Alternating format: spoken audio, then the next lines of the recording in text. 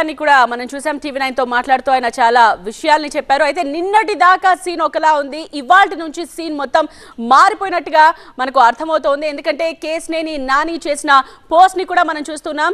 చాలా కామ్ గానే ఆయన రియాక్ట్ అయ్యారు. సో రాబోయే ఎన్నికల్లో నా స్థానంలో విజయవాడ లోక్సభ అభ్యర్థిగా వేరే వారికి అవకాశం ఇవ్వాలనుకుంటున్నారు, నన్ను పార్టీ బాధ్యతల నుండి కూడా పక్కకు తప్పుకోమన్నారు, ఇన్వాల్వ్ కావద్దన్నారు, నేను శిరస వహిస్తా, అధిష్టానం ఏం చెప్తే అది అంటూ ఆయన పోస్ట్ పెట్టడం. అలాగే ఇప్పుడు TV9 తో మాట్లాడుతూ కేసినేని చిన్ని రియాక్ట్ అయిన విధానాన్ని కూడా మనం చూసాం. సో అధిష్టానం ప్రకారం మేము నడుచుకుంటాం, తిరువూరు సభ విజయవంతం కావడమే తమ లక్ష్యం, సామాన్య కార్యకర్తగా నేను పని చేస్తాను అంటూ ఆయన రియాక్ట్ అవ్వడం కూడా మనం చూసాం.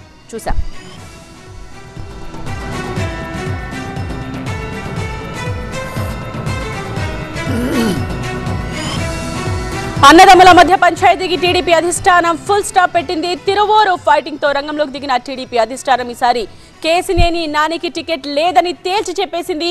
ఇక ఎల్లుండి జరిగే చంద్రబాబు సభకు ఏర్పాట్లు చేసే క్రమంలో కేసినేని నాని చిన్నీల మధ్య ఆధిపత్య పోరు పీక్స్ కు చేరిన విషయం తెలిసిందే. ఒక దశలో రెచ్చిపోయిన ఇరువురి అభిమానులు డైరెక్ట్ ఫైట్ కు దిగారు. అయితే 24 గంటలు తిరిగే లోపే టీడీపీ అధిష్టానం కీలక నిర్ణయం తీసుకుంది.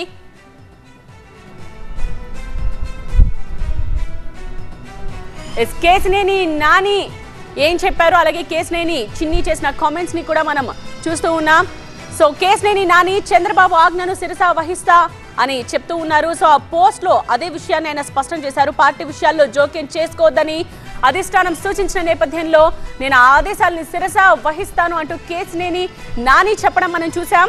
ఇక కేసినేని చిన్ని కామెంట్స్ ని కూడా మనం చూస్తూ ఉన్నాం. చంద్రబాబు సీఎం కావడమే మా అందరి లక్ష్యం, తిరువూరు సభను విజయవంతం చేయడమే మా లక్ష్యం అంటూ కేసినేని చిన్ని చెప్తున్న విషయాన్ని కూడా మనం చూసాం. TV9 తో మాట్లాడుతూ కేసినేని చిన్ని ఈ విషయాలన్నీ చెప్పారు. సామాన్య కార్యకర్తగా పనిచేస్తా, తిరువూరు సభ విజయవంతం చేయడమే ప్రస్తుతం తమ ముందున్న లక్ష్యం, చంద్రబాబు ముఖ్యమంత్రి కావాలని అందరం కలలు కంటున్నాం, దాని ప్రకారమే మేము అందరం నడుచుకుంటాం, అందరం సహకరిస్తాం, పనిచేస్తాం. ఇది కుటుంబంలో చిన్న చిన్న పొరపాట్లు సహజమే. సో ఆ పొరపాట్లు మళ్ళీ జరగకుండా మేమందరం కలిసి ముందుకు వెళ్తామని చెప్తున్నారు.